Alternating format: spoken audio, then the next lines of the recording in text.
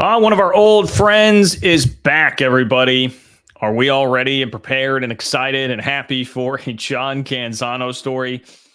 I promise this one won't make you mad. In fact, it really just regurgitates something that we've already heard. Kyle Whittingham, Utah head coach, continues to push the idea that he feels like a super league is coming in college football and that more realignment is coming in college football and that it will all happen within the next 2 to 4 years. We've heard this before. He reiterated it again in an interview with one John Canzano. Now, to me, this opens up the door to a lot of discussion. Splintering off in a number of different ways. I will tell you where we're going to get to in this conversation that was started by Kyle Whittingham is that it just means more, right? The SEC slogan, it just means more. That should be the Big 12 slogan. Should be the Big 12 slogan. It just means more, because that's the scenario that a lot of these schools are in right now. These games, if you're a school in the Big 12, mean more than just a win or loss week to week. I can remember growing up, you wanted to win every single week. Like, it was a big deal. I understand. You want to win games, you want to win championships, et cetera, et cetera. It did feel in a lot of ways like life and death, especially as a kid. I grew up in the heyday of Bill Snyder 1.0 at K-State when he was winning 11 games, 6 out of 7 years. So it did. It was like every game, national championship could be on the line here. You fall out of title contention if you lose it. But there's even a different level that we're at now with the Big 12, because you are fighting for your survival, your long-term survival, every time you go out there and play a game now. And Big 12 teams are basically aware of this and have been pretty keenly aware of this for the last 3 years, certainly the fan bases. But it puts so much extra stress and pressure if this is basically an audition in Kyle Whittingham's world for making the cut to the top 40 to 60 in the next 4 years. Now, we're going to talk also about some pushback that came on this, mostly from Dennis Dodd of CBS Sports, who says, hey, this actually doesn't really make sense because the TV networks aren't into it until 2031 when all these TV contracts run out. Either way, for Big 12 purposes here, and this goes for the ACC as well, schools that might be on the cut line there, you've got then a 7-year audition to try and make it into the top 40 to 60. You've got a 7-year window to try and audition for that and utilize the new platform that you've been given, which the new platform you've been given is a chance to play actually in the college football playoff. Like, it is not out of reach suddenly for Big 12 schools, because you win the league, you will be in. So I'll give you all of Kyle Whittingham's comments, and I have a lot to say about what the current pressures are that are on the league, fans, coaches, although coaches and players probably don't feel it quite as much because they just really can't. They can't be thinking about that. But then athletic directors, another part of it. Athletic directors, immense amounts of pressure on them. And not just because of what they're having to do with the budget and find an extra $20 million. So we'll dig our teeth into that. Thank you all for bearing with me. I know I was a little bit later than I said here today. You guys know the drill if you've been here for a while. Sometimes we run on John's standard time around here. But I was getting some audio ready for you, and I think you'll be very glad that I took the extra 10 minutes. Most have probably seen by this point the Coach Prime audio from this week, the Coach Prime video, but maybe you haven't. And even if you have, it's worth listening to again. I have been, look, I would call myself a proponent of Coach Prime. I think he is great for the league, and the better that Colorado is, the more spotlight comes to the Big 12, and it's a better thing for the league and the sport. And like, having figures like him, if they are relevant, is a very good thing for the popularity of the sport. If it brings in more casuals, which I know is annoying sometimes with the Colorado fans, but if it brings in more casuals, that's ultimately a good thing for the sport. But I cannot describe what he did at his press conference this week as anything other than really throwing a tantrum with one columnist who he has had beef with before, and I can at least somewhat understand, but the other, a completely innocent bystander. And to me, it just does not project confidence if you're Coach Prime. It is not what a confident person would do. It was not the actions of somebody who feels great about the way things are going to me. And I am somebody who has experience with getting yelled at by coaches in press conferences.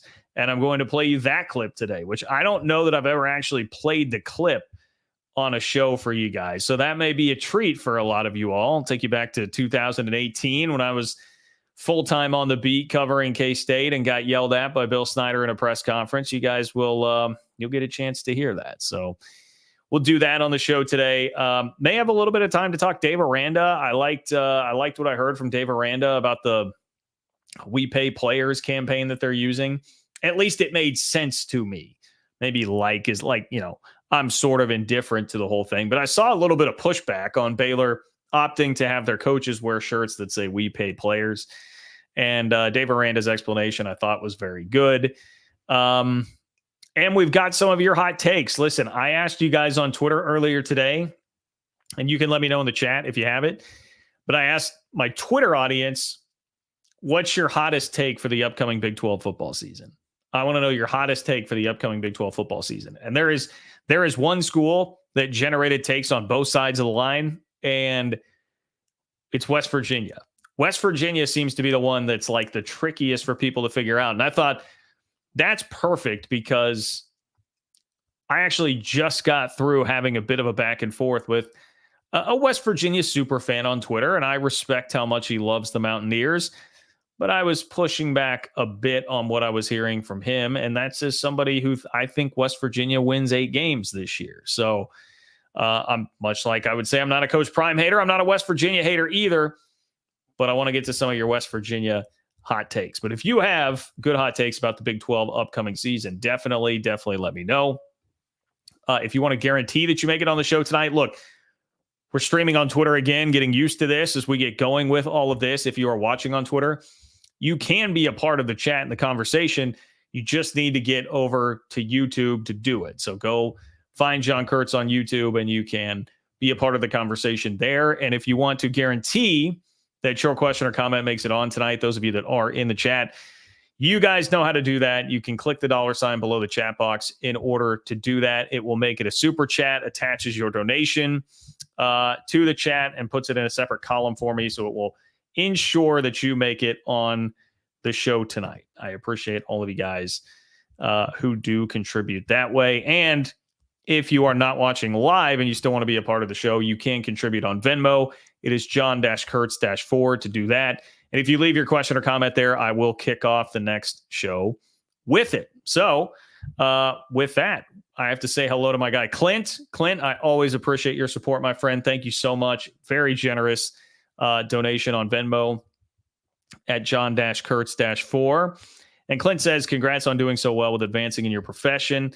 Your college football video game days have passed you by. Well, Clint, it's funny you say that because I hadn't been home for a weekend in literally a month until this weekend. And I wasn't supposed to be because, as I told you guys, I was supposed to go see Blink-182 back-to-back Friday, Saturday, but both shows got canceled.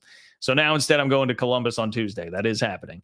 But I was home for a weekend finally. So I got to actually sit down and play for the first time in a while, playing college football, the new video game. So I enjoyed that a lot, but yeah, I'm not as good as I used to be. I'll tell you what, I've been playing online, not going well online. I got to stick with the computer.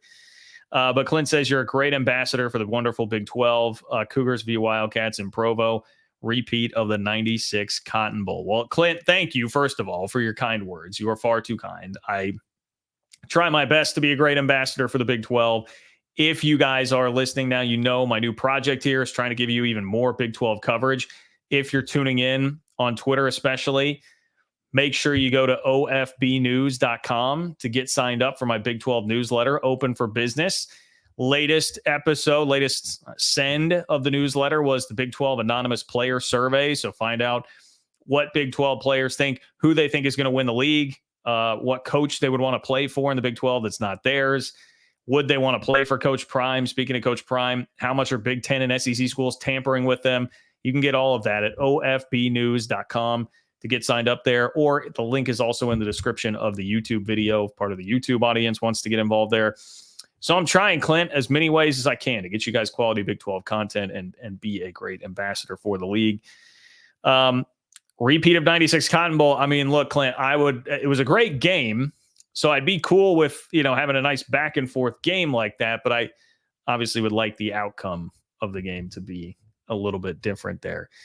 I'm trying to debate if I should tell the story. People probably get annoyed with my stories. My parents went to that game. I was 7 years old and I was furious that I did not get to go to the game with them. So I watched it with my grandparents in Manhattan. They then took me to the airport when the team came back because a bunch of fans were like welcoming the team back. And I shook Chris Canty's hand, who was the first team All-American corner on K-State's team, and got my picture on the front page of the Topeka Capital Journal. So if you can find that from whatever day that was, I guess that would be New Year's Jan 2 of 1997 on the Topeka Capital Journal. You will see me.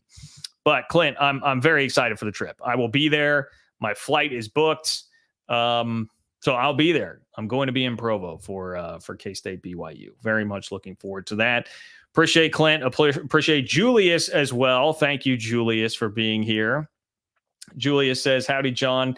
It's been a minute since I've caught a live show. Thanks for the great content. As always, I don't have anything to add, but go Cougs. Well, thank you, Julius. Hopefully my BYU reminiscing there was of interest to you as well just a moment ago. Clint and Julius, some great BYU fans. Pop it in here early. I love it. Love hearing from you guys. And very much am excited. Maybe I'll get to see you, Julius, in Provo. We'll see. Definitely, you know how to get in touch with me. You guys know how to hit me up and get in touch. So I would love to chat with as many of you as I can when I go make that trip, which is not that far away. It's crazy. We're just over a month away from making that trip. So I very much am looking forward to that. But Julius, you are far too kind. Thank you for always being a great supporter of the channel, my friend. I appreciate you immensely. Okay, I saw somebody else there in the chat saying that they're fired up for the Coach Prime stuff because they have not seen it. I promise we will get there. I do want to start with Kyle Whittingham here, though. And oh, by the way, if you could like the video, that also definitely helps for the YouTube audience. But Kyle Whittingham got asked this question. It was a one-on-one with John Canzano. Honestly, most of it pretty basic questions that generally are being asked to Kyle Whittingham. I would say one other interesting thing he said, and he may well have said this before, I just had not seen it, but he did say that he feels like it's his most talented team that he's had. He said, quote, I believe our roster here at Utah has gotten better and better every single year since we joined the Pac-12. This might be the roster that has 1 through 85, the most talent we've ever had. Whew, well, that would not be great news for the Big 12, but it stands to reason. I mean, Utah continues to build and build. But this is the question that I think draws the biggest headline, and it's not totally new. We've heard Kyle Whittingham say this before, but anytime, it's realignment bait, right? Anytime realignment comes up, people get fired up about it. So here is what Kyle Whittingham had to say. He said, well, yeah, I think there is major realignment coming, and it'll be a big one. Major realignment coming, and it'll be a big one. I think it will create even more of a divide and exclusivity for the teams that are on the right side of that line. 20 months to 4 years. How about that for a time frame? Okay, so first of all, we have Whittingham saying he thinks major realignment's coming. Second of all, he thinks 20 months to 4 years. So we're looking at basically 2 to 4 years in that time frame. And Whittingham thinks it will look like an NFL minor league. I mean, I think a lot of this, it's hard to argue or push back with a lot of this. Most people have thought something related to this. The thing that is really the hot take here is 20 months to 4 years. And that's something that Dennis Dodd would go on to point out from CBS Sports, that hey, the TV contracts aren't going to be up until 2031. And that is where it would make total sense to readjust all of this, band together, form your Super League, and go. It's the 20 months to 4 years. It's hard to see a Super League coming together that quickly. We saw the college sports tomorrow group back in the spring really get shut down by everybody. Big Ten, SEC, not even taking meetings with them. The appetite definitely does not seem to be there, especially as all these conferences are just entering into new TV deals with their TV partners. Whittingham continued, though. He says, I also see an expansion of the playoff with that to 16 teams. I think that's probably something that would happen. Milk some more playoff money out of it if you're going to go to your Super League. When he's talking about the NFL, now this is starting to obviously very much sound like an NFL sort of setup here, 40 to 60 teams, a 16-team playoff. He says, I wouldn't be surprised if they don't play anybody but other super conference teams. Make that a division as far as who you play. Like I said, a full-blown playoff. Whether or not the players will be employees officially remains to be seen, but I think that's very likely. I think that's where it's heading. That statement, I mean, you would probably find different opinions on that part specifically because the NCAA is doing its damnedest right now with the settlement to the House case and the other two cases that are wrapped up in that to still try and set the boundary that that's not going to happen. And they're trying to get some real protection from that. But I mean, the path that we're on to me does kind of seem like an inevitability that at some point we will get there. But the NCAA is sure as hell trying to fight it as fast as they can. So again, with this, I think what Kyle Whittingham lays out there makes a lot of sense outside of the timeline. Is that just that he's not as plugged into what's going on with the TV deals? Is it that he just doesn't care and he's going to kind of stick with his opinion here? Is it that he's hearing this from somebody? I mean, I would imagine that Kyle Whittingham is pretty plugged in when it comes to this world, which is a part of the reason that I mentioned that. It's not like he's somebody that's probably talking to TV execs on a regular basis, right? But being a coach, you're going to hear a lot of things, and the guy's been a coach at a high level for a long time. So he knows a lot of people, point being there.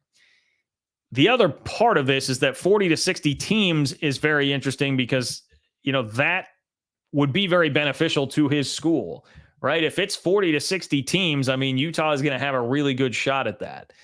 I think sometimes when we've talked about the Super League, it's been even whittled down to, is it a 24-team Super League, something like that. This is a scenario where Utah would certainly stand a very good chance to get in. I think right now, if it's at 60, absolutely. If it's at 40, well, you're talking about 34 teams in the Big Ten and the SEC right now. Maybe like your Vandy, Northwestern, Purdue's of the world wouldn't make it in. Max, maybe 4 extra spots. You're talking about like around 10 spots then, I guess, for the Big 12 and ACC. If you're trying to cut things off at 40 teams right now, I mean, that displays how much competition there would be to actually get to that level. Now, Dennis Dodd threw a little bit of cold water on this, as I mentioned earlier. Dennis Dodd said in a tweet, someone better tell CBS, Fox, and ESPN to tear up their media rights contracts if this is going to happen in the next 20 months to 4 years. Then he adds, as I wrote at the time, the Super League is a great idea, ... for 2031. The current stakeholders, you know who they are, currently scoff at the prospect. Yeah, he wrote a long piece. When he wrote his piece, it was in response to the College Sports Tomorrow Super League proposal. So I will at least point that out, that when that was pushed and people were saying, no, it won't happen yet, it was about the Super League that was proposed to be 80 teams, and everyone was like, that's way too unrealistic, and the SEC and Big Ten won't meet with them. If you whittle it down to 40, that may start sounding a bit more realistic. But again, I do agree with Dennis Dodd. It would not make sense probably for the TV networks until 2031. Now, you're probably still going to have realignment between now and then. I don't think anybody would sit here and say, hey, we'll have no movement between now and 2031. Some chairs are still going to rearrange here, but then 2031 could be when everything gets real consolidated. And some of this will depend on the money, like what the media landscape looks like at that point, because there were 2 data points in that story that were interesting from Dennis Dodd. One was that the College Sports Tomorrow group projected an annual Super League revenue at between $3 billion and $16 billion annually, which that could be some real money for teams. There was another media source that he quoted who said, right now, a Super League would only generate you like $1 billion, which came out to like $25 million per team, which is obviously way behind. I mean, that's behind what the Big 12 and the ACC would be making right now. So that wouldn't work. So is it $1 billion or is it $16 billion or somewhere in between? Like, what's the media landscape going to look like at that time? That would also probably determine how wide this Super League actually gets. But all this to say, my real main point with all of this is just how much it underscores why I'm telling you the Big 12's motto should be it just means more. Forget the SEC, and I understand why they say it just means more. Less professional sports down there, less NFL. People care about it more. They cheat more. They've been cheating more, all that. Like, everybody builds their lives around it more. They send more players to the NFL. Everything. I get it. It was a great marketing campaign by the SEC. But if we're being truthful about individual games and what's on the line when individual games are played, it just means more in the Big 12. Because let's operate under the pretense that in 2031, you will go to a Super League. You could also swap this out and say, hey, you're just trying to fight to make one of the Power 2 conferences at some point. But if we're taking Kyle Whittingham's point, we will get to a Super League of like 40, 50, or 60 teams at some point. Well, you're fighting for your literal future life every time you go suit up and put the chin strap on and throw the helmet on and run out of the tunnel on Saturday. That's the reality of playing in the Big 12. If you are in the SEC and your name's not Vanderbilt, you don't have much to worry about. If you're in the Big 10 and your name's not Northwestern, Purdue, Indiana's got enough basketball juice, maybe not, you're going to be okay. You don't have to really worry about this existential stuff every single weekend that you're out there playing. But Big 12 fans have to worry about that. Now, don't get me wrong. I don't think the coaches and players are really thinking about this as much because they can't. I mean, they've just got to go focus on a game. These may be players that have never paid attention to the school before they came in, and they're worried about their season and what's going, what it means for them.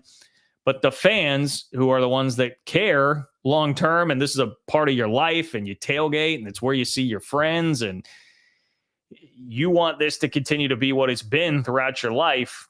Yeah, it means a hell of a lot. Like, you feel the wins and losses much harder than you used to, because what you essentially have, if we're operating under the 2031 thing, what you essentially have is you have 7 chances to make the playoff before this Super League thing would be put on the table.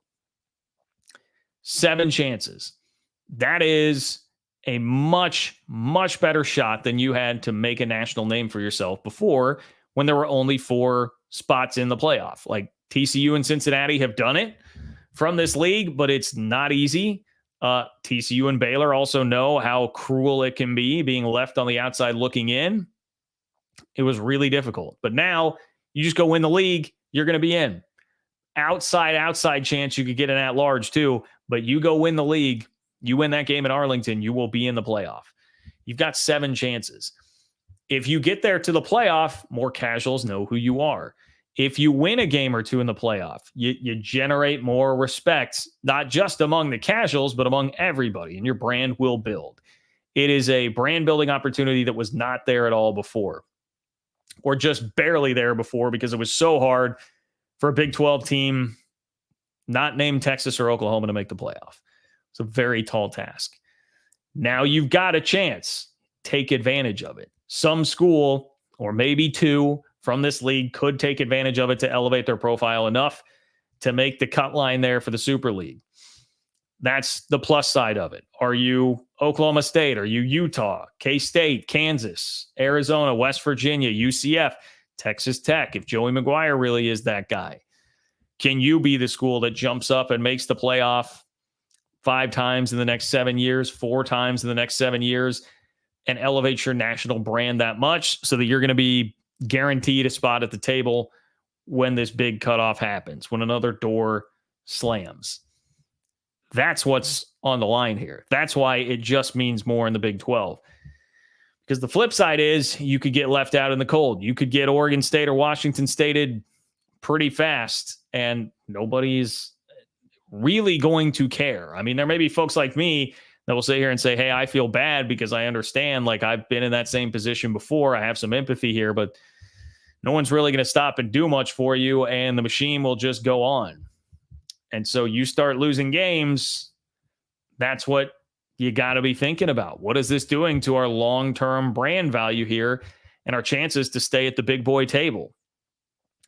I've been in that mindset for a long time, man. It stresses me out. I got to be honest. Like, it stresses me out watching games now where it's like, God, like you got to keep winning, like climbing. You got to keep winning, dog. You got to keep doing this, man, or else it could get pretty dicey. And what a godsend he's been, by the way, to patchwork things back together after a rough end of the Bill Snyder era. And K-State is very fortunate that they made that hire. It was a hell of a hire by Gene Taylor. And there may not be anybody in this new environment that's under more pressure than the athletic directors, because they yes, have to worry about all the money. They're going to have to make decisions about, do you cut sports? How are you finding the $20 million for the revenue sharing? All those different things. But beyond just that, what are the stakes here every time you make a hire? If you make a bad hire, we're talking about a 7-year window here.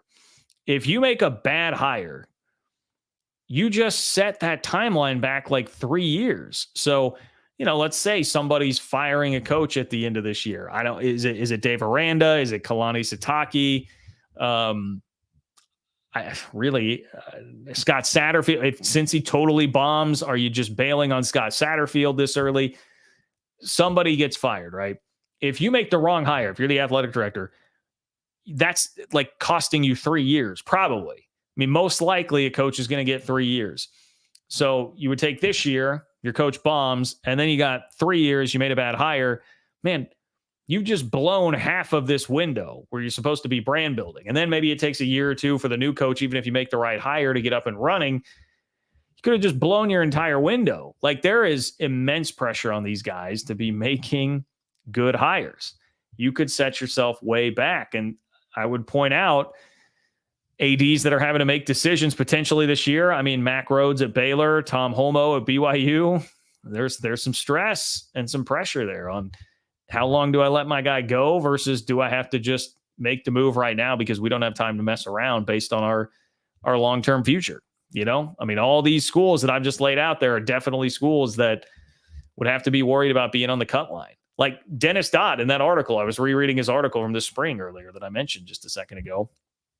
Dennis Dodd in that article had laid out like, okay, well, Big Ten, SEC plus like Notre Dame, Florida State, North Carolina, Clemson, Miami. I think those were like the 5 that he listed in addition to who's already in the Big Ten and the SEC. And he's like, really, for Super League, that's all you need. You take those, you throw them with there was no discussion about anybody in the Big 12 there. So that could be the reality unless you play your way in there by appearing in the playoff multiple times in this new era where you can do it just by winning the Big 12. So I don't say that to like stress you out more.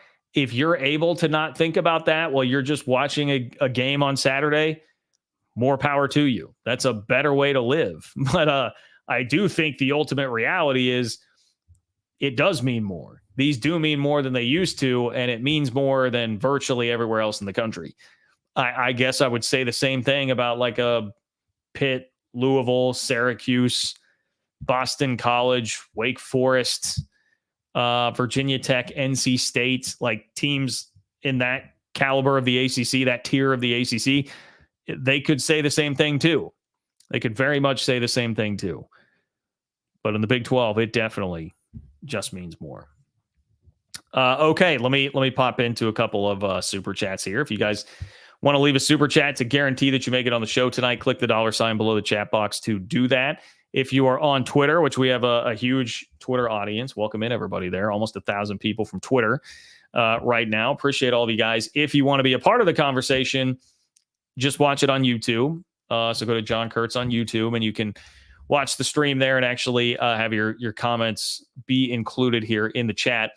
For everybody out there, but especially my Twitter folks, if you want to support me and you want more Big 12 news, stuff like this coming to your inbox twice a week, ofbnews.com is how you can sign up for my Big 12 newsletter, Open for Business. Again, that is ofbnews.com. You'll be getting a new send out tomorrow or Tuesday morning, late tomorrow or Tuesday morning. And the last send was an anonymous Big 12 player survey. So you can check that out too, ofbnews.com, if you want to know who the players picked to win the league, where the toughest place to play is in the Big 12, how much Big 10 and SEC teams are tampering with them to try and get them in the portal, all that stuff covered. ofbnews.com. That's how you get signed up there. And I got a ton of people from the last live stream that did that. I very much appreciate all of you guys. We are getting close to 2,000 people signed up on this thing in just a month and a half. So I can't tell you enough how much I appreciate all of you guys. And if you are enjoying it, make sure you spread the word. All right, let's talk to Lonnie. What's up, Lonnie? Appreciate you. Thank you for being here. Lonnie says, good evening from Kansas, and go BYU in Big 12. Hey, Lonnie, all right, from the great state of Kansas. I am talking to you from Overland Park, Kansas right now. So shout out to Lonnie, fellow Kansas native and another BYU fan. Thank you for being here. Eddie, what's up, Eddie? Appreciate you, man. Eddie says, hi, buddy. It's time to play the games. Too much in the way of what ifs. The Big 12 will be great. Appreciate you, Eddie. I had someone else give that same sentiment when I asked on Twitter for your hottest Big 12 take for the upcoming season. Someone else said, my hot take is we just need to play the games. Like we need to get, they need to get here. Couldn't agree more, but we are basically here. We're very close. We are now inside of 2 weeks away from week 0. We're there. We're there. I promise. We'll get a little more hypothetical, and then we are there. Football will be here. We're close. Eddie, I appreciate you, man. Thank you for not only your support of the channel, but your support of the Big 12. And if you guys need a real estate agent in San Antonio, you know where to look. Eddie Lozano, San Antonio Real Estate. Appreciate you, Eddie. Thank you so much. Browns and Beers, West Virginia fan in the house. Appreciate you, Browns and Beers. Thank you for being here. Browns and Beers says, John, first live show I've caught in a while. Will say I have more tempered expectations than others in our fan base, and I'm predicting 8-4 for West Virginia as well. Now that's interesting because to me, like 8-4, that seems like a pretty good season, right? Are West Virginia fans at the point where like 8-4 is not enough to feel satisfied? I mean, I might try to preach some perspective there if that is really the case with the West Virginia fan base, because last year, I mean, not only were you picked last in the Big 12, but all the talk was about like, hey, I mean, we need to fire, I almost just said Dana. We need to fire Neil Brown. You come a long ways. I don't, especially with the schedule becoming more difficult this year, don't poo-poo an 8-4 season. Let's not do that. I guess, yeah, Browns and Beers, you are probably referencing, and I would imagine most of the fan base feels like Big 12 championship game or bust. And 8-4 is probably not getting you there. Although if there is a team in the Big 12 who could get to the Big 12 championship game at 8-4, I mean, West Virginia is one you could make an argument for just because the non-con schedule is tricky. Trying to where is the Pitt game at? I know obviously that you've got the game against Penn State. I am very high on West Virginia's chances there, and you got to go to Pitt. Yeah, that's what I thought. So you got Penn State at home. You go to Pitt. I mean, it's possible. I know West Virginia fans would not want to think about this, but it's possible that you could lose both of those pseudo rivalry games. One real rivalry, obviously, one pseudo with Penn State. You could lose both of those games and then go through the rest of the conference schedule, only lose 2 games there, and perhaps still be in contention for a Big 12 title spot. But I get the point that you're making there, that most probably feel like it's Big 12 championship game or bust. I would just, West Virginia fans, like, it's okay to be an 8-4 team here in what I think is going to be a pretty salty league this year. But Browns and Beers, I appreciate you. And thank you for being measured, right? That's the word. I've been called measured a couple of times here recently. I feel like that was very measured from Browns and Beers. Brandon, thank you for being here, Brandon. Brandon says you're going to make it to the YV K-State game. Is that, I assume that's BYU, right, Brandon? I assume that is BYU. I will be at the BYU K-State game. Flights are booked. I don't think I have a hotel yet. Probably staying in Salt Lake, but we'll see. But flights are booked. So that part is taken care of. I appreciate you. And let me know if you're talking about a different game. Let me know there. But Brandon, I will be at the BYU K-State game. And hopefully what I would really ultimately like to do with all the endeavors that I'm going down now with the newsletter and the channel. And like, I would love to get to a point where I can just travel around to like the biggest Big 12 game every single week. That would be amazing. It's what I'm trying to do. It's where I'm trying to go. You guys are helping me get there. And I really appreciate everybody for doing that. OFBnews.com is a great way to help that cause. All right. If you guys want to be a part of the show, as I said, click the $ below the chat box. You can create a super chat that way, leave a donation. It will guarantee that it makes the show tonight. John-Kurtz-4 on Venmo if you want to contribute that way and you're not watching the show live. I will kick off the next show with your comment like I did earlier tonight for my guy Clint. Like the video and sign up for the Open for Business Big 12 newsletter at ofbnews.com. Payson Cougar fan, thank you. Payson Cougar fan, here's a donation for your Cougar tail. Yeah, I hear that I've got to get the Cougar tail. I hear that I'll get ice cream offered to me. I think there's a lot of good things that are coming my way attending that game. So excited to get there. Payson Cougar fan, thank you very much. Always love seeing you here in the chat and appreciate you. All right, the H27 is bringing it strong. Before we transition to Coach Prime, which I'm going to get to here in just a moment, the H27 bringing it strong. People don't see what we're cooking, but when West Virginia wins 10 games and beats Penn State, remember, I told you, the doubters are what will push us over the top.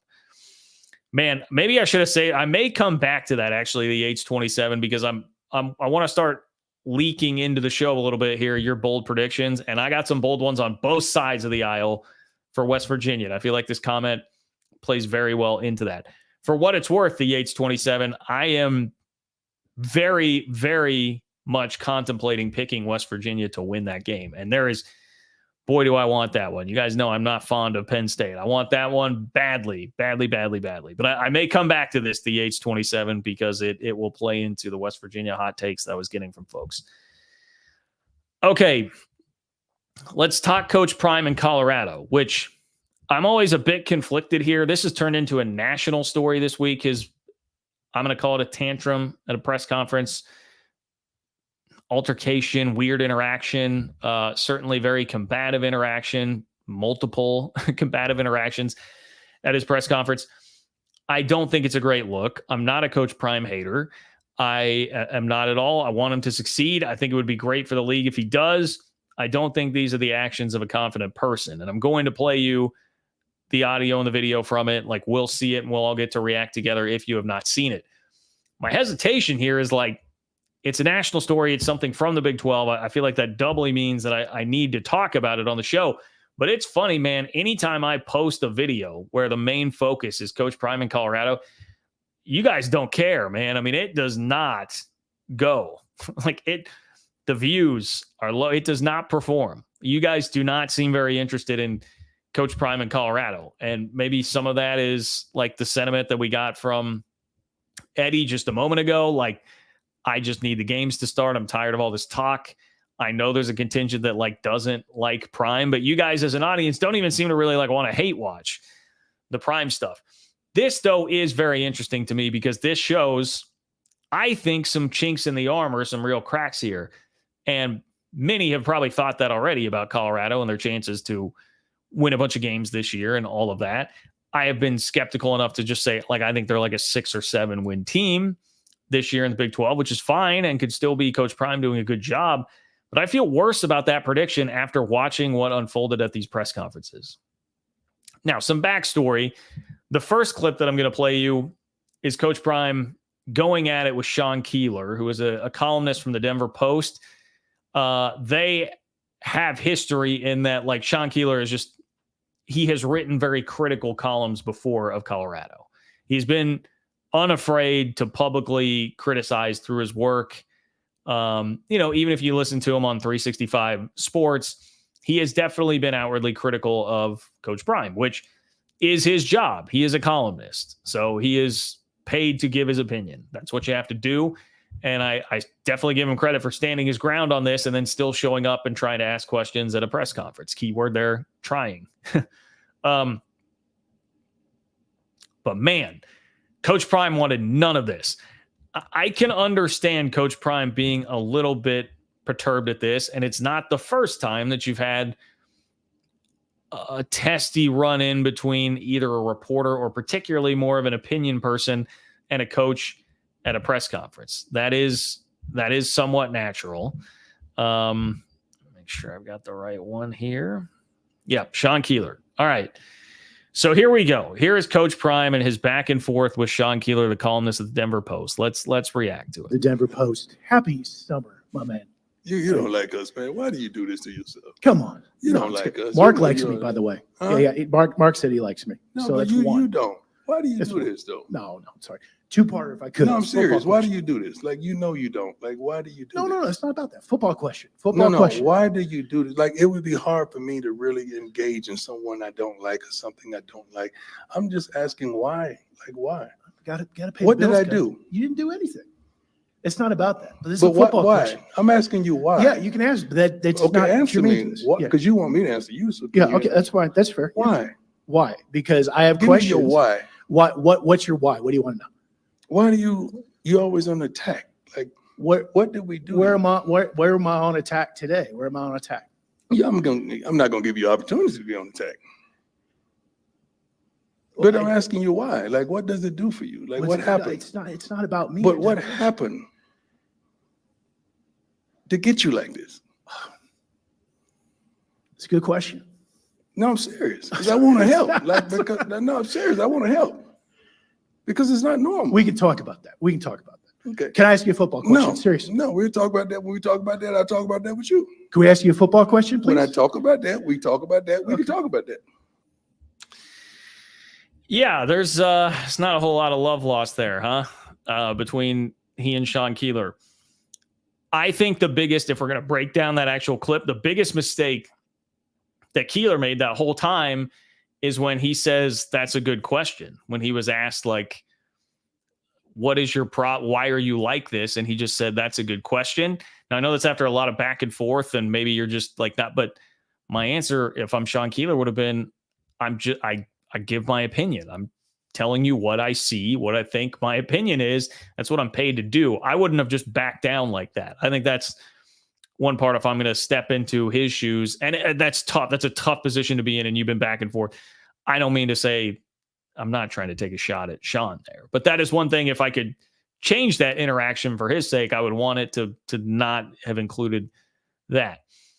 Again, coach, columnist, opinion guy, talk show host, whatever, those relationships can get testy. It's hard. Coaches, right, are trying to win games and they have to worry about all these different things and what people in the media can do, how that can affect their program. There's so many things they have to worry about. Meanwhile, opinion guy, your job is to give your opinion. And the more it elicits a response, the better you're typically doing your job. So naturally, that's going to butt heads some. I don't think that was like great necessarily for Coach Prime, but that's not the worst part of it to me. Now let's get to the worst part of it. And what I think really is where I start to question, like, why is Coach Prime this rattled? Like, why is he this on edge about everything? Because this is just a question from a guy who works for like CBS Sports Denver. He'll say it here in the clip. And Coach Prime refuses to answer his question. And this is not somebody that has any sort of beef with him. Next guy. Eric Christensen with CBS Sports Colorado. CBS, Tyler. I'm not doing nothing with CBS. Next question. Joe Rigo, Mile High Ain't got nothing Sports to do with Raiders. you. It's above that. Ain't got nothing to do with you. I got love for you. I appreciate you, respect you. Ain't got nothing to do with you. They know what they did. I'm here in Denver, not national. You are who you are. CBS is CBS. All right. Joe Ain't got Rigo, Mile nothing High to do with Sports. you. I respect you. That's why I told you that. I'm looking you in the eye as a man. I respect you. I got love for you. But what they did was foul. Now this is just weak on so many levels, man. This is weak on so many levels from Prime. First of all, CBS has according to what people have reported on this, CBS has his coaches show. So like that entity that gentleman represents outbid everybody else to pay for his coach's show. So there's money wrapped up there. Obviously, that guy had nothing to do with what Prime is upset about. We don't know specifically what he's upset about, but here are three theories. A CBSSports.com story ranked Dion as the 15th best coach in the 16-team Big 12. So they said he was the second worst coach in the Big 12. There's also a CBSSports.com column published last month that said the Buffs had an uphill climb for bowl eligibility. CBS Sports also did report on Shiloh Sanders' bankruptcy filing. That was another theory floated out there. I don't know, man. None of those are enough to be doing that. Like, what are we doing? The guy has a job. The guy's trying to do his job. And you are being unbelievably petty over something that is way above him. It just, if you have an issue with CBS that's that bad, go handle it. Prime. Go handle it. Don't worry about this. This is low-hanging fruit to be worried about. I just don't understand why he's worried about this. To me, it was kind of like Prime turning into somebody on Twitter arguing with Twitter burners in the replies. That's what it was to me. And here is why this is raising a lot of alarms for me. When I have been at points in my life where, like, I'm just not feeling great. I'm having a bad day. I don't feel good about the situation that I'm in, just where my life is at. I am 10 times more likely to respond to the random Twitter burner that's in my replies, popping off with something stupid. And then you get 3 or 4 responses down the road and you're like, well, why was I even doing that? Why am I giving this person the attention or stooping that low to do it? Why did I do that? And you're like, well, because I'm not feeling great. And you're like looking for some level of satisfaction there. Like, that's the psychology behind it. When I'm having a good day, when things are going well in my life, which, like, I've seen this change in my own personal life over the last like 2 to 3 years. I feel like I'm in a way better spot these days. And I'm not doing that nearly as much because generally I don't feel bad or poorly about the situation I'm in or like what's going on. And that's where I look at this and I'm like, why is Prime worried to the point where he's going to beef with random CBS Denver guy because of something big boy CBS did, which, to what I have seen there laid out in the list, none of it would rise to the level of warranting any of that anyway. If I'm a Colorado fan, I would not feel great about that. And I know, I mean, the Colorado fanboys were definitely in the replies of all this. F Sean Keeler, screw that guy. Like, you know, this is great. Coach Prime's laying the law down. No, Coach Prime's being petty and completely upstaging anything else that could be said about his team with some real pettiness with whatever it is that he has that's up his. It just, to me, that's really focusing on the things that don't matter and are not going to win you football games. I think that's completely different from people saying like, oh, you know, the social media handles on the jerseys or how much they talk and are overly confident and cocky. We can debate all that stuff. That's different though. Like, that's kind of your style and your aura and your whole thing. You don't want to build your aura on being this petty to be stopping press conference questions like that. He also later interrupted somebody's question who was trying to kind of give him a softball. They made a statement in a question that said, hey, you've really bolstered your offensive line this year. And Prime stopped to like bolstered. What are we saying with bolstered? And like kind of correct him there. And then the guy threw out a second term. I don't remember what it was. And he was like, how about improved? And Prime's like, we improved the offensive line. And it's just like, what? Like, why, dude? Why? If you're in a mood to go after every little Twitter troll like that, which these aren't even that, but if you want to, in my analogy, go after every single little Twitter troll, it typically means you're not real thrilled with what's going on in your life or your situation there. That's my experience. I'm doesn't seem like a great thing for Prime to be doing that. Okay. That's what I'll say about it. Now, I promised you guys the clip of, you know, I find all these fascinating because I did this for 10 years full time where I was in press conferences. It's looking like I'm going to get some credentials this year for some games. So I will probably be back in that environment, but I was in the line of battle with this, some of the psyche that goes into, you know, and the strategy, how you're asking questions, which I'm kind of fascinated by it because I lived it for a long time. But also when I see stuff like this, it always just brings me back to, and somebody, when this came up with Coach Prime, tweeted it at me once again. So I was like, well, I feel like I should play it for the YouTube audience. But 2018, K-State's having a bad year. It's Bill Snyder's last year. He's not playing Skylar Thompson at quarterback. He's playing Alex Delton. It was puzzling. Alex Delton was worse in any category you could want to come up with It didn't make sense. He had a press conference where they lost to Texas. They started Alex Delton in the first half against Texas, played horribly. They put Skylar Thompson in the second half. He rallies them almost all the way back to win the game. Someone asked him after the game about the two quarterbacks, and he said, who starts at quarterback doesn't really matter in the outcome of the game. I'm paraphrasing there, but it was something to that effect. And I thought, I was listening on the radio. I was not in attendance. I was doing a TV game that day. And I thought, dude, this is ridiculous. Like and no one challenged him. I was like, we got to challenge him on this. Like you can't, why are we letting this slide? Like there's something going on here behind the scenes that he's not telling us about. And like that is not an accountable way to me to be answering these questions. So I came back at the next Tuesday press conference and I asked like 3 or 4 questions throughout the entirety of the press conference about the quarterback situation. And eventually he snapped. So if you guys want to see me get yelled at by legendary K-State head coach Bill Snyder, here is when it happened. I asked a second ago when talking about sparking the offense, were there similarities between what Skylar did? You write what the hell you want to write.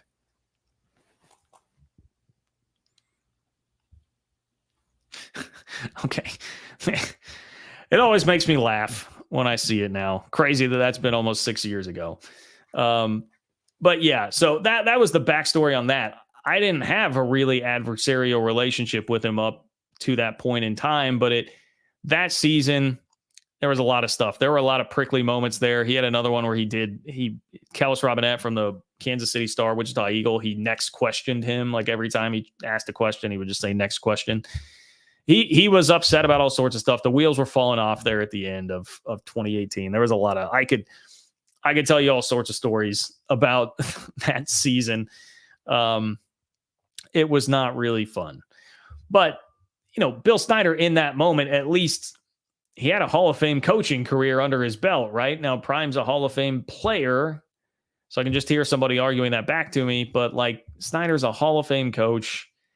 And he made his point and then just like moved off of it. Like that was it.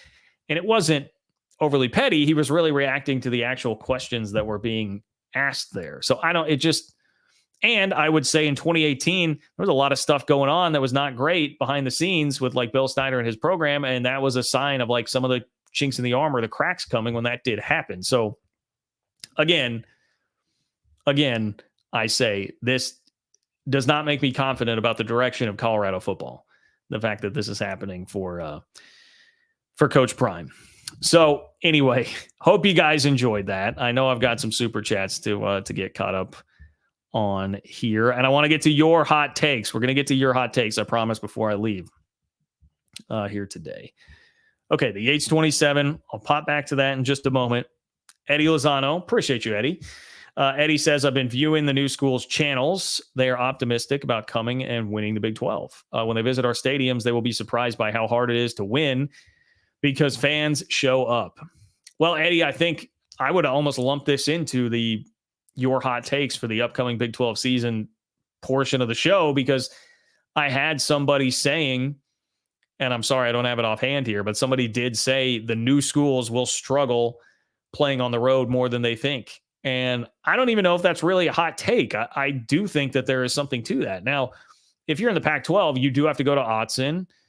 You do have to go to Husky Stadium and play in Washington. I mean, those are both very, very loud places. I get it. It's not like it was totally devoid of great atmospheres.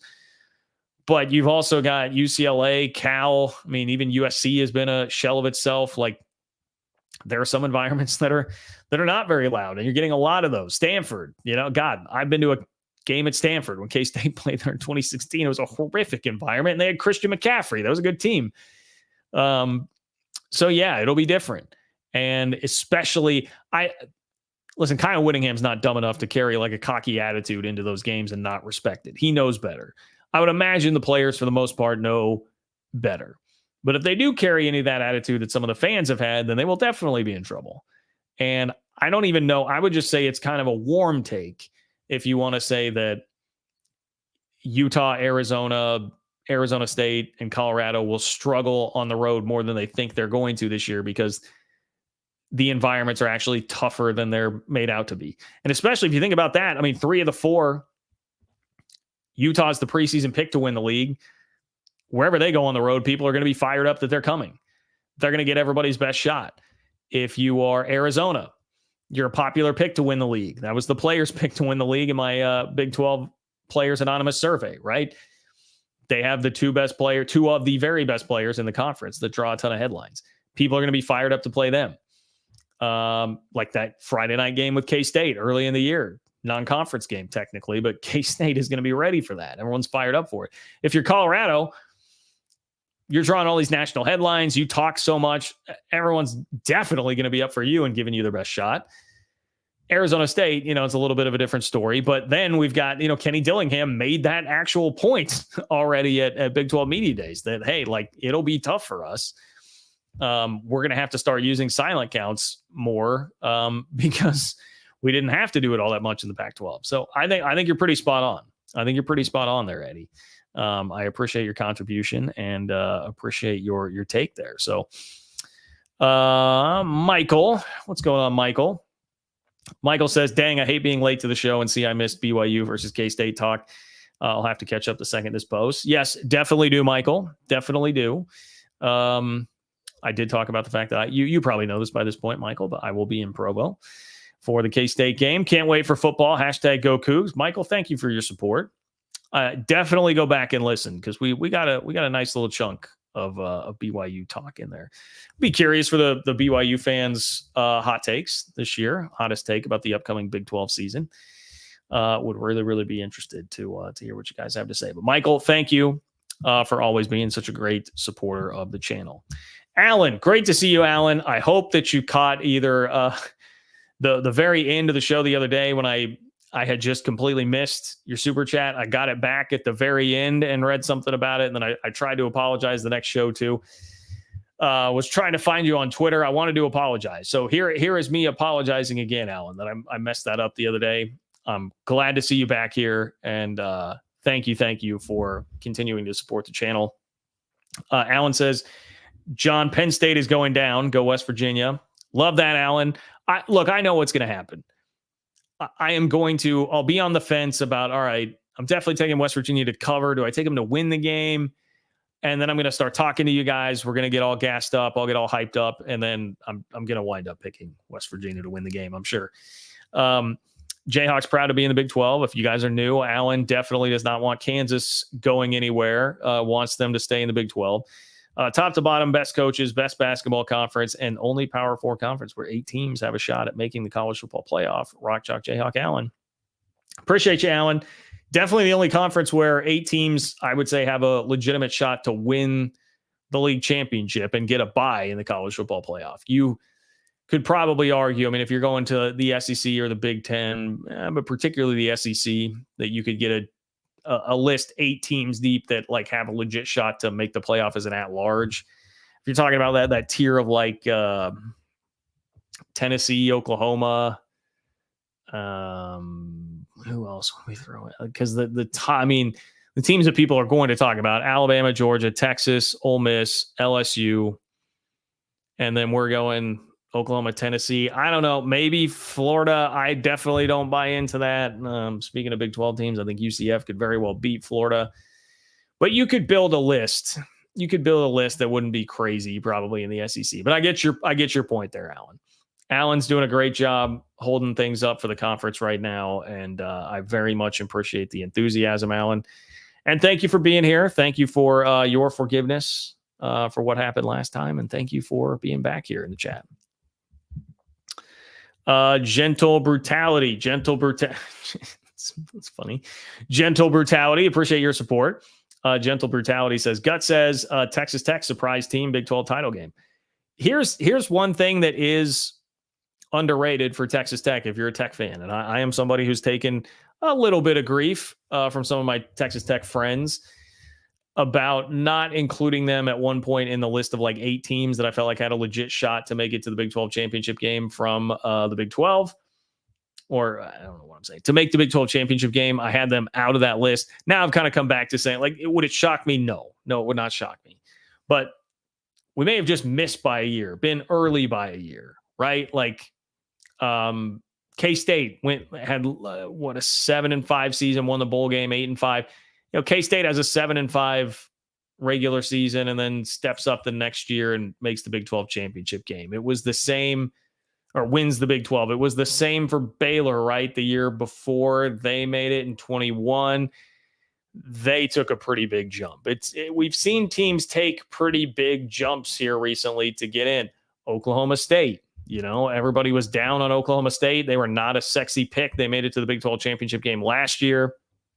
That formula would kind of support your theory here. Overrated a year ago, down to QB3. We'll meet the 23 prediction in 24. Would not shock me. Would not shock me. Is that a hot take? It's a warm take. That's a warm take. I need a good scale of heat. If somebody can give me a good scale of heat to measure these hot takes by, I would very much be interested in doing that, because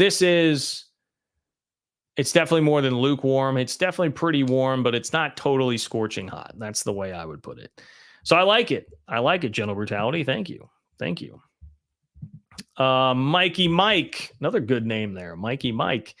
Can the Big 12 win the national championship? I mean, I'm going to say no. I don't think that they can.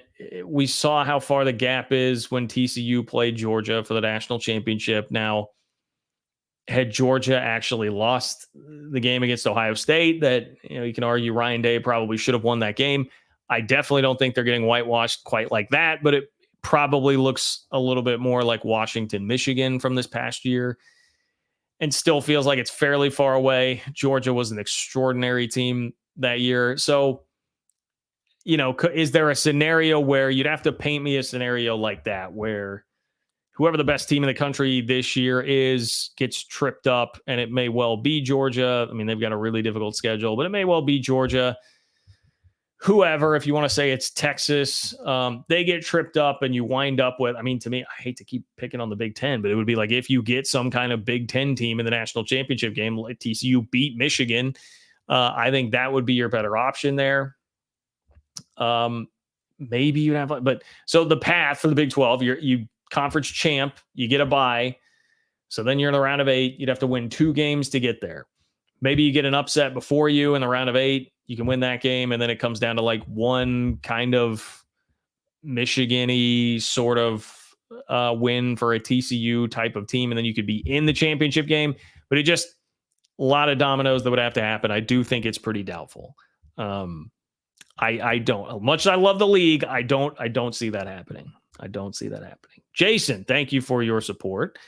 Jason, I see you've got a question here. Jason, watching you for years. Will you be doing YouTube full time? Jason, I appreciate you asking. I still do work the day job right now in addition to the newsletter. Again, Twitter fam that's here, ofbnews.com to get the Open for Business Big 12 newsletter. You want to see the Big 12 Anonymous Player Survey, ofbnews.com to get signed up. If you're watching on YouTube, you can also click the link in the description of the video. That is one great way to support me right now, is to subscribe to that newsletter. I would love to get to the point that I can, Jason. That's really the answer. And so I'm trying to build up a couple of things here. I'm trying to up what I'm doing on YouTube. I'm making moves behind the scenes to try and position myself to, even if it's not like full time, at least be a little bit more full time than it is right now. We'll see. We'll see how things work out. I also do still enjoy the day job. So, but in an ideal world, if it came down and I could have the freedom to travel and go to games and just be doing this and make enough money doing that, that would be amazing. So keep supporting me. And like you have been, Jason, appreciate you. And hopefully someday we do get to that point. Thomas, what's up, Thomas? Thomas says a lot of cautious optimism among Red Raider Nation, but I'm looking forward to a hopefully healthy and successful season. Yeah, I mean, look, if there's one school that deserves quarterback health in the league, it's absolutely Texas Tech. I don't think there's any doubt about that. And almost nobody in the league goes through with complete quarterback health throughout the entire year, but at least just like nothing catastrophic, not playing with third string quarterbacks. Texas Tech definitely deserves that. And that would maybe be a more fair judge of like where Joey has the program right now. So I wish you guys, you definitely deserve that opportunity. Tech fans 100% deserve that opportunity. So Thomas, thank you for being here. Thank you for supporting the channel. Best of luck to your Red Raiders this year. The other thing, I just feel like scheduling that game at Wyoming last year was such a bad idea. And that sort of got things off on the wrong foot too. That was just a beast of a non-con where you had Oregon coming in and you had the road trip to Wyoming. I just felt like things got off on the wrong foot because of that. So hopefully you avoid some of that. I'm trying to remember the Texas Tech non-con this year. What is our Texas Tech non-con? Okay. Abilene Christian in North Texas at home, and then you got a road trip to Wazoo. Not a pushover, road trip to Wazoo. But that certainly seems more manageable than last year for sure. So appreciate you, Thomas. Thank you, sir. Lewis, thank you. Just supporting you, JK. Utah won't win the Big 12. All right. I'd say a lukewarm take, at least. Lukewarm. That's got some warmth to it. Not hot, because we're talking about this being a league where 8 or 9 teams could, we all feel, realistically win the league. So just to say that Utah won't is not the craziest thing in the world, but they are the favorite. So there's a little bit of something to that. Appreciate you, Lewis. Thank you for your support, and thank you for being here. Houston Cougars, Germany. Great to see you. I saw you in the chat earlier, and I was hoping you would chime in here. Houston Cougars, Germany says, service Johan. Great content as always. By the way, I respect Coach Prime, but would not trade Coach Fritz for His Highness. Go Cougs, go Big 12. Hey, thank you, Houston Cougars, Germany.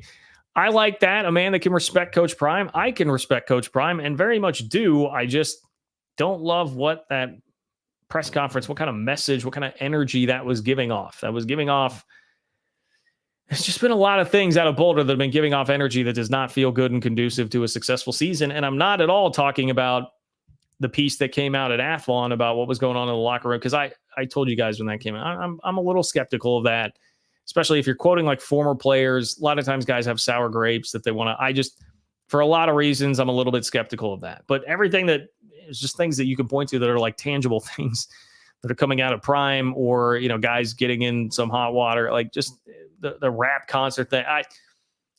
Not that I sound like such an old person, the rap concert thing. The fact that it seemed like players were upset that it was like mandatory to attend to support Shador. I don't know. There's just a lot of fairly negative energy that's coming out of that.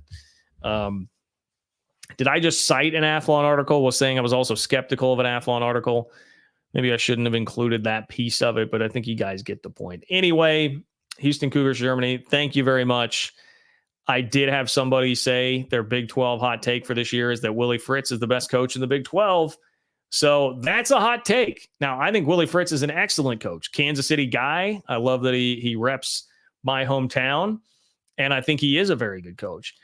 Even if he is the best coach in the Big 12, I think it would be hard for that to really shine through this year, just because it's a heavy lift. There's a lot to do at Houston, but if he gets Houston to a bowl game, maybe we can start having that conversation about, like, is he a top tier Big 12 coach? Anyway, Houston Cougars, Germany, appreciate seeing you here, and thank you for your take. DZ Low 785, hot take: 2 Big 12 teams make the playoffs. Now that is a hot take. Maybe it'll surprise some that I say that's a hot take. I think that's definitely a hot take. I suspect, by the way, if that happens, I suspect the SEC is going to, like, all of a sudden we may have some different jockeying for position going on with the Big Ten and the SEC as far as what the playoff looks like moving forward, and trying to push back for more, like being able to get 4 of their teams automatically in every single year. They will not take kindly to that happening if it does happen. You probably have to have a scenario there where you have a TCU-like run. To me, the scenario that plays out is basically what happened in 2022. You'd have a very good team like a K-State. You'd have a very good to great team that's on kind of a magical run like TCU, that's unbeaten going into the Big 12 championship game. They lose a really close game, and it would help if they have like a little Heisman moment for their quarterback too, like Max Duggan did in that game. and then they have just enough juice to still get an at-large, and your champion gets in too. It probably takes a scenario that looks very, very similar to that if it's going to happen. So I have a hard time seeing, based on everything we know about playoff history, and again, ask Baylor and TCU about this, I have a hard time believing you would get a lot of benefit of the doubt. So that's a good one. It's a good one, DZ Low 785. It's a good one. Oh, Mikey Mike, is the Big 12 better than the ACC? I'm going to have to direct you back a couple of videos. Are they better than the ACC as a football conference in 2024? By most people's metrics and the way things are judged, having like true championship contenders, well, really a championship contender. I think there's one. I'm not buying Clemson. I think Florida State is on the borderline of being a legitimate championship contender. Clemson's kind of in the category of like a Utah, K-State, Kansas, Arizona to me. So they have an edge there by having that. Overall totality of the conference, I definitely would take the Big 12's depth. And the take from a couple of weeks ago was just based on like the future of the conference and where it's going. I think they're the Titanic. It's a sinking ship. So I would take the Big 12 in that respect. Okay, Mikey Mike, thank you. One last thing. I told you guys I get to some of these Twitter hot takes about West Virginia. Let me bring up a couple of these to show how all over the place the West Virginia discourse is. I had one person say West Virginia would win the Big 12. That is not going to be pictured here. But then I get this from Rockin' Rant, Miami fan. Rockin' Rant says West Virginia is going to cause a lot of tears and not for West Virginia fans. So he is predicting West Virginia to dictate a lot of tears for other Big 12 fans this year. Very high. So a couple people very high on West Virginia. And then I get this from my guy, Rob, who works at 610 Sports in Kansas City, does an excellent job there. He says West Virginia fails to make a bowl game. West Virginia fails to make a bowl game. So you've got that far of a range on West Virginia. I can also tell you that my guy, Derek Young, who hosts the 3 Maw podcast with me, he is also not very high on West Virginia, and I believe has said the same thing, that he thinks they will not make a bowl game. So I've seen now 2 people like predicting Big 12 championship. Someone else picked a UCF West Virginia Big 12 championship game, that's a very good hot take. That's definitely hot. So I've had 2 people say they'll win the league. I've had 2 people say they will not make a bowl game. A lot of variance on West Virginia. A lot of variance. I think there's a lot of reasons for that. One, people get really locked into the schedule and how different it is. That was the back and forth that I was having with a West Virginia fan this week, was about the schedule. I don't think I was looking at SOS. Their SOS last year came out to like 40. It's not as bad as people make it out to be, but they did avoid 4 of the top 6 teams in the Big 12. They avoided Texas last year, which obviously is a huge help. This year, it flips back around. They're going to play all the top teams of the projected Big 12 standings and projected playoff odds. So it will get more difficult. I think there's still a hesitancy around Neil Brown because this was a guy that this time last year, everybody expected to get fired. So it's hard to flip that narrative around in everybody's minds, I think. And maybe there is some underestimating of just the actual roster that West Virginia has. But my take was, like, I don't think a lot of people actually get there to where they're digging down deep into the West Virginia roster, because they're like, well, I know the narrative last year was they had an easy schedule and Neil Brown was about to get fired. He wasn't a good coach and he kept his job because they had an easy schedule. So I'm expecting regression because the schedule looks harder this year. That, I think most of the analysis has been pretty basic on West Virginia like that. And that would be why I think there are some who are much more down on them. That would be my take on it there. Alpha Cat. What's up, Alpha Cat? Hot take scale. Okay. This is a good one. Chili, Serrano, Jalapeno, Ghost, Reaper. All right. I see. I don't even know Serrano at all. The Jalapeno, Ghost, Reaper. Like, I can get that. Like, this is in chronological order, like lowest to highest. We can, that's a good way to do it.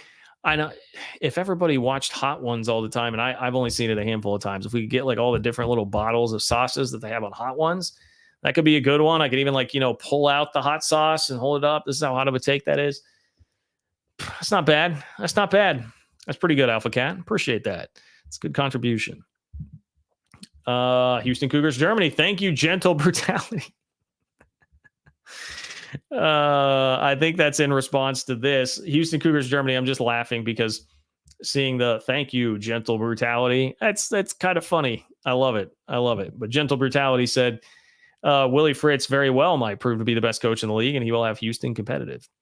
Dude, Willie Fritz is a real one, man. That's a ball coach. Willie Fritz is a ball coach, and he knows how to coach football. And he has had to absolutely grind his way up. And I'll tell you what I loved about my conversation with him. If Houston fans, by the way, it's on the channel. I did an interview with him at Big 12 Media Days. But I loved when I asked him about how the game has changed. And he's been around for a while. How old is Willie Fritz here? Born in 1960, so that would make him 64. All right, he's 64. He's not young in the profession. And I was asking him about, hey, all these changes in the game, how do you respond to it, react? And he just said, you adapt. You got to adapt. You can't stand around and complain about it. You got to adapt. And I was like, well, this is why you're successful. Because a lot of coaches, they start getting to that age and they'll leave, not want to do it anymore. You have to adapt if you're going to do it. Willie Fritz was just no hesitation at all. Well, you got to adapt. I love that from him. That's what you have to do to be successful these days. Okay. Appreciate all of you guys.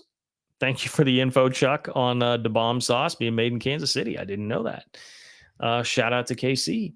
Thank you all for being here. Get subscribed, ofbnews.com, to get the Open for Business Big 12 newsletter. Much appreciate all of you guys who have already signed up there. We're getting close to 2,000 people subscribing to that in the first month and a half. I greatly appreciate all of you guys. But Big 12 news straight to your inbox twice a week. It's a great way to support. If you want to support what I'm doing right now, sign up at ofbnews.com, or you can click the link in the description of this video on YouTube. Please tell your friends about the channel. Tell your friends about the newsletter. If you're a fan of the newsletter, make sure you pass it on, forward those emails. That would be amazing as well. Like the video on your way out the door. And I will remind you, if you are watching not live, John-Kurtz-4 is another way to support the channel on Venmo. And I will read your question or comment with your donation there to kick off the next show. Please spread this on social: Twitter, X, Instagram, Facebook, Threads, TikTok, wherever you're at on social media. Let people know about the channel. I would much, much, much appreciate that as well. Cyclone Steve. I'm sorry, Cyclone Steve, but I got you in here. We had a good conversation, Cyclone Steve. You can play it back. It'll be awesome. I think you'll enjoy the discussion. But thank you for popping in, Cyclone Steve. You're the man. Thank you for being here. All of you guys, enjoy the rest of your Sunday night. Have a great start to your week. I guess programming note I can throw out here to you. I will not be doing a live show Wednesday. I've got a couple of tape things coming up. If you guys saw the John Wilner video that I dropped today, that's a 3-parter. I talked to him for a long time and he was awesome. So I've got more John Wilner content coming out for you. And maybe able to get something else in there too. I've got another video that I'm working on that's a little bit more evergreen and a fun project. So I'll have that. Hopefully we'll be able to go live Thursday, and eventually we'll get back on the schedule. Blame Blink-182, not me. I'll be in Columbus, Ohio. So if you need me, I'll be in Columbus, Ohio. Take care, guys. I'll talk to you soon.